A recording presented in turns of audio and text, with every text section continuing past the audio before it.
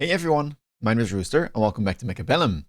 Today's video I'll be playing a ton of Stormcallers, but this game of Standard has many twists and turns, so I think it's worth to showcase as a replay.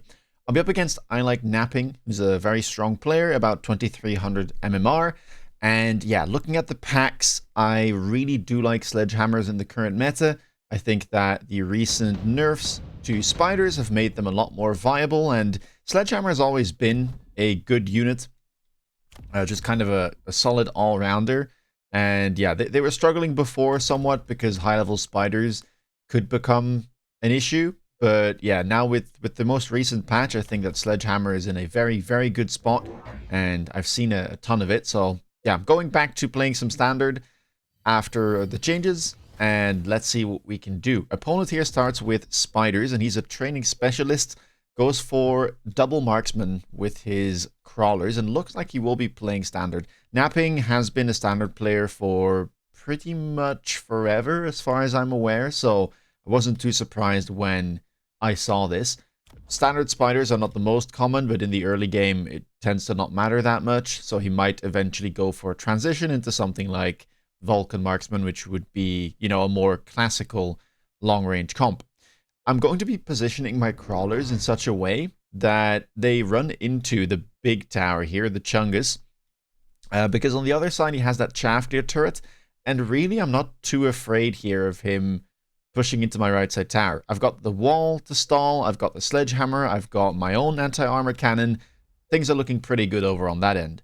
And so, yeah, I have a slightly asymmetrical setup here, just trying to not, you know, suicide most of my Chaff into that small turret. And then doubling the Marksman kind of in the middle and on the left, because I don't have a DPS turret there. I have, you know, my own Chaff turret. You get an insta-lock on the spider on the right side, so that is an easy win over there. Right side is struggling a bit, though. Seems like he did stack crawlers himself into my tower. And, yeah, sadly, anti-armor cannon. It does have 5 meters of splash, but it's not exactly meant to take down crawlers efficiently. Marksman will lock onto the spider, but won't be able to take it down before the tower goes down on our end. Other side, though, I still have some crawlers working away at his tower. I do manage to take out that spider, and my small turret takes out his crawlers, but with only 4 crawlers left, his blue Marksman will manage to survive. We take 100 damage. Round number 2. And I'm thinking here, okay, he probably will missile strike this on the left, try to hit a crawler and my Marksman. I could go for a deployment module and move my Marksman somewhere else to try and at least like reduce the amount of value he gets. I could pick the missile strike myself as well.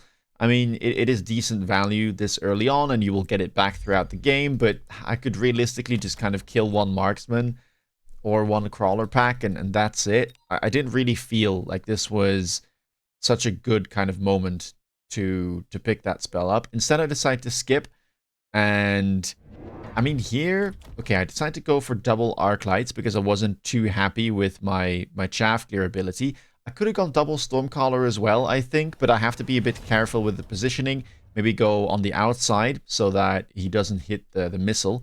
I go for arc lights anyway, though, because we did have some chaff clear problems on the right side, as we saw.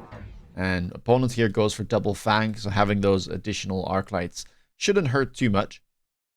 I go for another sledgehammer as well here. So we go double arc light and one more sledge. Stack the sledges on the right side to make sure that these guys can chaff clear, and then arc light in the middle and on the left. Kind of the same thing, right? I'm trying to add things to the board depending on what turrets I have over there that I'm lacking. So right side is lacking chaff clear. I'm doubling up on the sledgehammers. Left side, right, it was missing some DPS, so we had those Marksmen. Just kind of try and flesh out the board in that fashion.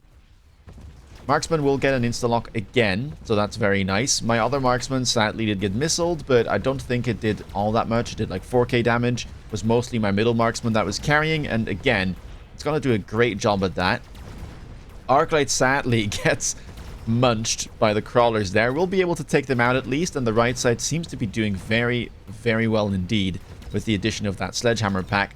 Blue Marksman, though, could even be orange next turn, taking 2 levels back to back. crushing my sledgehammers, able to one-shot them, which makes a massive difference, and it looks like, once again, we will lose another round. Not the worst, though. We didn't lose that many hit points here, so this is still very manageable. Round number 3, and we get unit reinforcements. Now, Mustang here could be the safest. It does kind of protect against something like Wasp long-term, but it might not be what I want to play into like spiders. If I'm expecting something like Vulcan, Mustangs tend to struggle. So instead I'm just picking up the Typhoon here, which will sell for 300, and I'm going to throw that on his flank to try and pull his units here, because the way that this has been positioned, all of these units are pullable. Hopefully the Typhoon will be there by itself and it doesn't add anything to the side. Then we'll be able to, kind of eat through all of that chaff and maybe allow him to misposition some units trying to deal with that next round. Could have gone Mustang as well, though, I would say. Fire Badger, I guess, is a similar thing. You could throw those on the flanks as well if you want to be really annoying, but I decided to go for the Typhoon instead. That allows us to get into double Stormcaller this round, as well as, I believe, another Arclight. So, yeah, one Storm here in the middle, kind of trying to target those Tarantulas, and one on the right. I'm trying to also go Stormcaller because long term it could be useful against all the Fangs, and I mean, look at the amount of Fangs that are being added. Opponent sadly goes for Typhoons as well and buys another one, throws them onto those flanks, so they will be defending against my Typhoons, which means that we won't be able to clear the chaff as well as I'd hoped. Typhoons are going to try their very best here, and they would have been able to kill the crawlers if not for those Typhoons, but sadly, you know, you try some stuff and sometimes it doesn't work. No biggie, we can sell it next turn and retrieve that cash. Stormcallers, though, doing a great job. I mean, even if my Typhoons died, that pull seems to have worked really well for us. As, yeah, we've crushed the middle there. The Stormcallers are doing a fantastic job. Right side, pushing in, taking the tower, and all we have to do now is kill the remaining Typhoon on the left, plus the Fangs. And we finally strike back on round number 3. And more than equalize the hit points too. I mean, this is a sizable amount of damage. Yeah, look at that. Wow, napping already down to 3.4 there as we enter round number 4. Kind of the end of the early game here. Additional deployment slot shows up. Very, very good card. Probably just an insta-pick. Yep, there we go. And I'm just going to pick up some Fangs. Likely going to throw those kind of in front of my units because the way that I've positioned is very, very precarious. A missile here could spell disaster for me, so I want to preempt that. And with the additional deployments, you know, I can afford to buy a ton of chaff. So here we go. Triple Fang, that'll protect against most missiles that he can use for the time being. And then we still have a deployment left, which could be another Stormcaller, honestly. I wouldn't mind that too much. Sledge level here would be fantastic as well. Looks like I sold a turret on the right side instead of that Typhoon. It's okay, though, to leave it there. I mean, that pull still did a lot, so I don't mind keeping it there for another round. Maybe, you know, if he sees it there and he loses again to the pull alone, he might add a unit just to try and deal with that. Looks like I did go for another chaff there, so quad chaff round on round 4. Crawler here all the way in the back. And we do pick up the levels on the Sledgehammer and on my Marksman. Opponent, though, looks like he's going to elite recruit some Marksmen here. There we go. Double blue Marksman.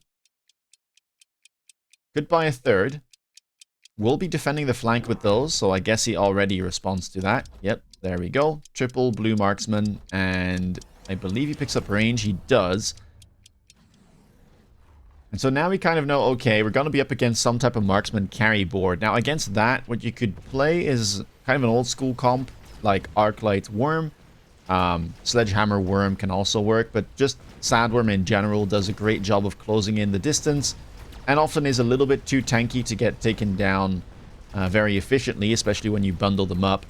Other option is to go for something like Factory. I think Spawn Factory is very, very strong right now in this meta. It has been decent for a while. I mean, Factory Master has been doing great with it, but he's been doing even better on the current patch. So yeah, it's something that I wanted to add to my arsenal. once more. It has been, you know, a comp throughout the different patches for the past 2 years, and it's had its metas for sure. So yeah, I think now is a good time to kind of get back into that spawn factory flowchart, and that's what I wanted to try out. Looks like we have another great round here, though. That pull's still doing amazing. The right side crushing. Now Napping finds himself down to 2.4k as we enter round number 5. Round number 5, look at this. We've got Advanced Power System here. We've got Super Supply. Super Supply round 5, I don't particularly love. I think it's close to an insta-pick for me on round 4, but, you know, it starts to get diminishing returns once you get it this late. Intensive Training is another option, but if I want to go for a Spawn Factory, I don't really need the levels, and I need as much money as possible, but I do like that speed, and it seems like moving in right now has been doing very well for me, so I do believe I'll pick that up. And then if I sell my Typhoon, I still have enough money to get a factory here, because getting a factory costs 1150 if you're not a giant spec, and, well, we'll have 1300, so that means we can even get a crawler there. We won't be making use out of our additional deployment slot, which is a little bit sad, but I think getting the factory here should, again, give us an edge on this round, start chipping away even more at those hit points, and I mean, then you're looking at, you know, maybe 1500 hit points remaining for my opponent, and that's danger territory. Factory, going to put it in the middle. I will get missile struck here, so sadly going to lose a Fang, or at least most of my Fangs there on the right side, plus my Stormcallers. I didn't really want to use any shields here because, I mean, the value is just not worth it, right? Using a shield that cost 100, maybe even 2 to protect all of my storms, just to counter a spell that keeps coming back every 2 turns and only costs 100 itself. Yeah, that's not great. Oil is going to be used on the left side, though, so a lot of my chaff here gets burnt. That means it's a lot easier for Napping to get access to those sledgehammers and start taking them down with the help of those high-level marksmen. Factory right side, though, doing a decent job. Stormcallers in the middle, still alive. And as we get closer to the right side tower, we should be able to grab a debuff. Very nice timing there. I still have my own blue marksman alive. Try and chip away at those Typhoons that were coming in late.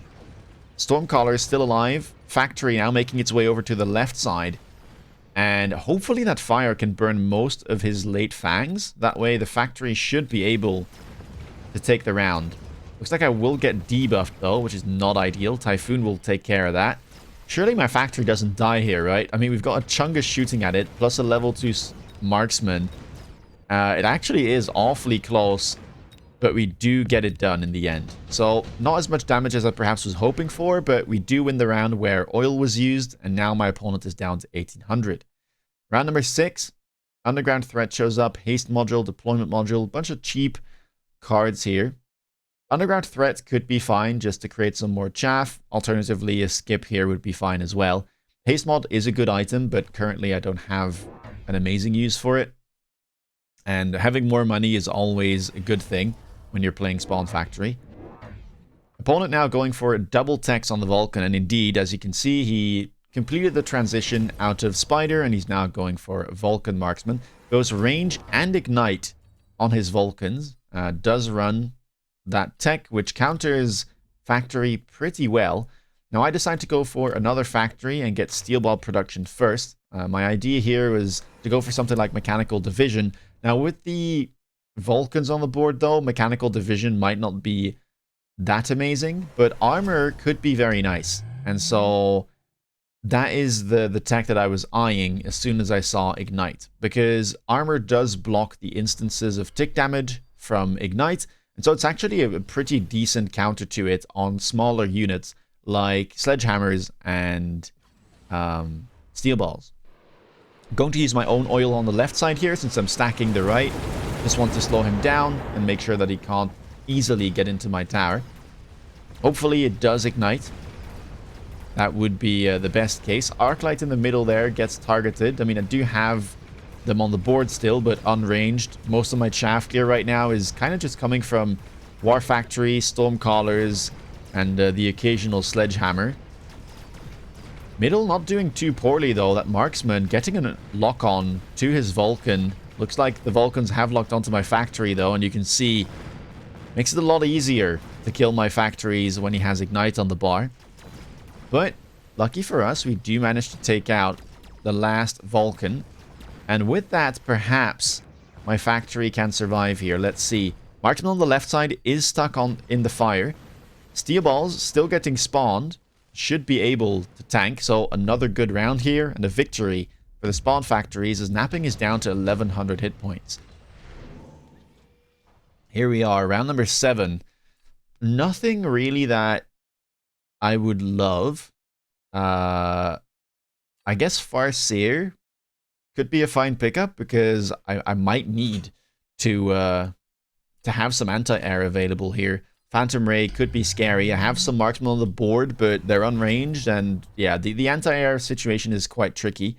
Opponent goes for the Sabertooth here. Now, the Sabertooth sells for 600, but you have to pay 150, so it's only 150 profit. The Farseers are actually worth 600 in profit, so a lot better in terms of value, but you have to sell them across 2 turns. Opponent goes for the immediate 450. I decide to go for the 2-turn 600 profit, selling 1 Farseer and kind of keeping the other one on the board as a little bit of an insurance policy in case he did decide to go for those Phantoms.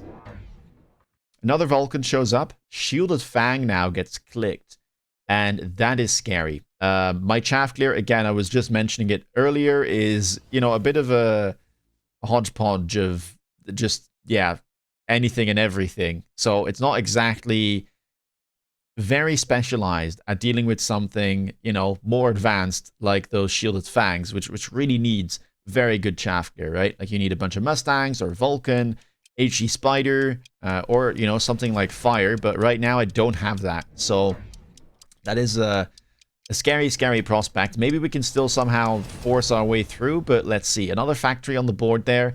And I do decide to go for the armor tech on the steel balls. So we're now spawning armored steel balls with 7k hit points. My opponent, though, triple techs his Vulcan preemptively against the steel ball spawn. And so the armor there, not going to be that effective. The Vulcans deal 162 damage. So still, I mean, a decent portion of that gets blocked by the level 1 steel balls, but it's not anything to write home about.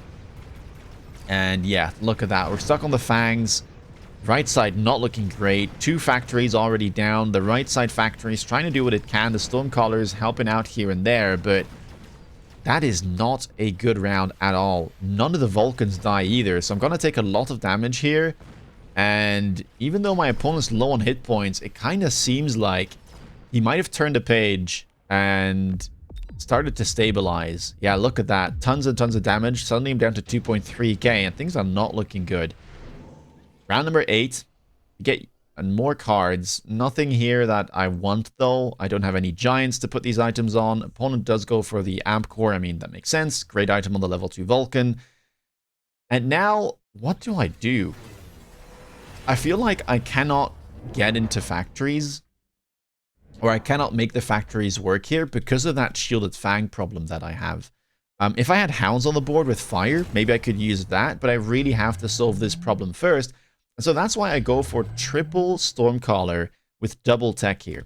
You will see that my tech bar, I'm running Range Overload, High Explosive, which I'm now trying out instead of Fire, and Electromagnetic Explosion. The nice thing about HE plus EMP is you get, you know, a bigger radius of a hit, you know, where your missiles land. So you also make it easier to hit EMP on different units on the enemy board. So there is some nice synergy there. And, well, that's what I wanted to try out here. I would like to get Overload as well, because Interception could be a big problem. But, yeah. Right now, I just don't have the money for that. And I absolutely need to get High Explosive. And I think I need EMP as well, because we've got Triple Tech Vulcans. Now, I think my opponent was expecting this, because have a look at that. 4 Missile Interceptors are being put on the board as a bit of an insurance policy, I guess, because he thought that's the only way that he can lose, which is a very fair guess. I felt like this was the only thing I could do as well. But that makes it a lot scarier here. Interceptor is definitely not going to favor me. Now, we do manage to land some missiles here and there, which do a decent job of clearing some of the Fangs. But will we be able to punch through? at the very least, enough to survive. Not looking too great. The Stormcallers are really trying their best, but look at that. Factory already going down now. Left side not looking good either, and I mean these are high explosive level 1 Stormcallers, so they don't exactly have the damage, I think, to take out level 2 Vulcans. This is looking very, very bad. We do manage to land the EMPs, which I'm happy about, but, you know, if we can't kill a single Vulcan, we're gonna take another... I mean, how much are we looking at here? 1,400 just from the Vulcans, and then a ton of Marksman there in the back. Probably, you know, close to 2k damage, which is gonna put us near death. Not a good round whatsoever. A really good prediction from my opponent going for those Interceptors. And yeah, that is... oof. Yeah, it is about 300. 405 hit points is what we're left with. And now Oil is back. Now, we do get unit reinforcements, and I see the Scorpions and think, you know what? Maybe we just have to make a transition here. I don't think I can make those spawn factories work anymore. The opponent's board just is too solid and has too many different threats that I will not be able to solve just by clicking, you know, Phoenix spawn or whatever. So instead, I decide to sell out of my factory because it only has one tech. So honestly, it's not that bad. And then I transition into Stormcaller and Siege Mode Acid Scorpions, which in my opinion is one of the comps that late game can go toe-to-toe with Vulcan Marksman and even is slightly favored if you manage to get there, right? That's kind of the scary bit here. And if your opponent doesn't have too many anti-air units, which right now, or air units rather, because right now I am still quite vulnerable to that. I've sold all my Farseers, right? I only have those 2 Marksmen. I don't have any late Fangs. So a Wasp play here would probably just crush me. But look, I have to take some risks. And so I'm going to buy more Stormcallers alongside the Scorpions that I have. And then probably buy a 4th Scorpion so that we have 4 across the board here. Opponent ranges their Fangs. I mean, look at how many Fangs they have. This is what additional deployment does in Standard. It is so gross, the amount of late Chaff that they have. And more Interceptors as well. So we were struggling against 4 Interceptors, while now I believe that there's 8, which definitely is not great for us. But hey, at least you cannot intercept these Scorpion shots, and laying down that acid should help us taking down the Vulcans, right? It has some nice synergy with the Stormcallers and basically any unit that would be struggling to kill those bigger units. But yeah, Vulcans are just completely crushing my factories here. They're not getting much done whatsoever. They're just kind of spawning a couple steel balls and then, you know, maybe buying a few precious seconds, but ooh, this is not looking too good. We are landing some EMP missiles though, and the left side has still so many Fangs left. Right side seems to be winning though. We managed to take out the level 3 Vulcan. There's only 1 Marksman there. And the left side, it seems like we might end up cleaning enough of the units here.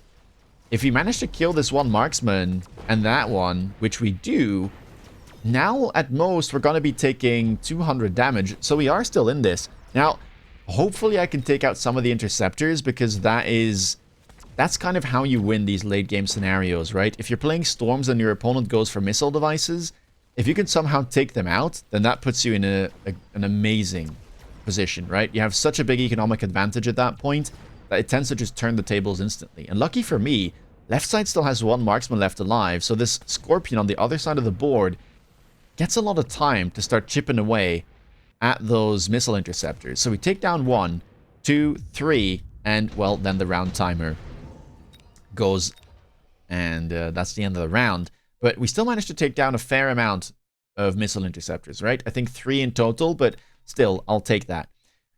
We have a Storm now, though, on round number 10. I mean, things are not getting much easier. Yeah, oof.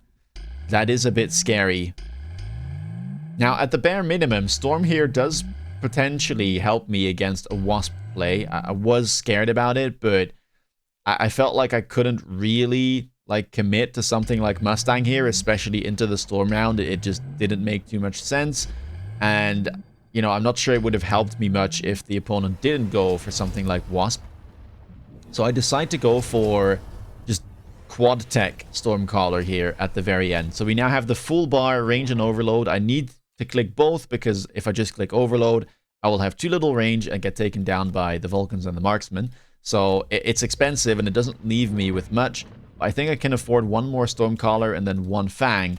And that's all she wrote, right? So we're not getting the most value here out of our additional deployment slot, but it's all we have.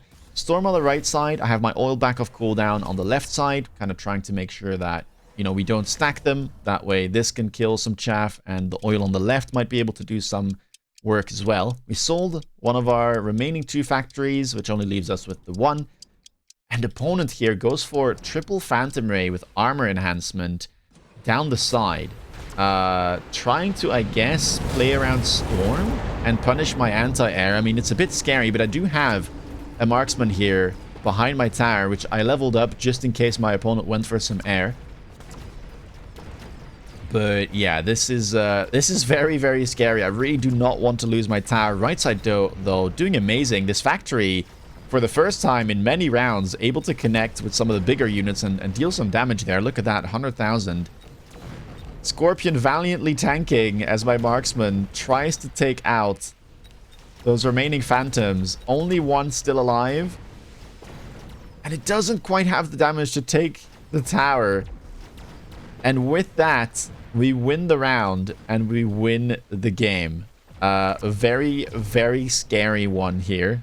Happy with the transition that I made, but yeah, that was tricky. The spawn factory definitely doing well for a little bit, but then yeah, the triple tech Vulcans just crushing. And with the amount of fangs that the opponent had on the board, I had no way really of committing harder into factory. I would just get stuck onto the fang, so I had to go into Stormcaller. Now, I haven't tried to play back round 9. I think here on round 9, my opponent could have gone for something like a Wasp play and likely won with it.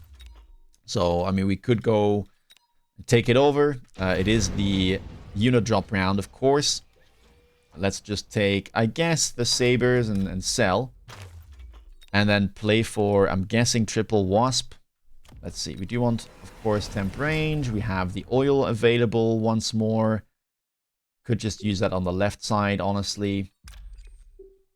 Try and kill some of the chaff. Marksman levels are good. Do we want to have them at level 2, those Wasps? We could just try and beacon them in the way that he did, to be fair. Could just do something like this. Shield. Take a mobile beacon. I should probably buy a crawler here. It would be good to just undo and buy it at level 1, just so you don't like overspend, right? It doesn't need to be a level 2 crawler, but we'll just do it this way. Why not? And beacon that in, right, to that tower. I guess temp speed here would be useful for this play. There were no spells available, so there's no real need to shield. And we still have an intensive left, so I guess we could just create this level 3 Vulcan if we want to on the left. And then call it a day. But yeah, I mean, of course, this is, you know, a little bit risky, but it is a gut shot play that probably should work. Even on the final round, to be honest, this type of play probably would have worked. But I guess he was a bit afraid of that storm potentially catching me. Or catching his wasps. A thing that I could do as well to try and preempt this is just put some missiles on my tower. But yeah, look at this.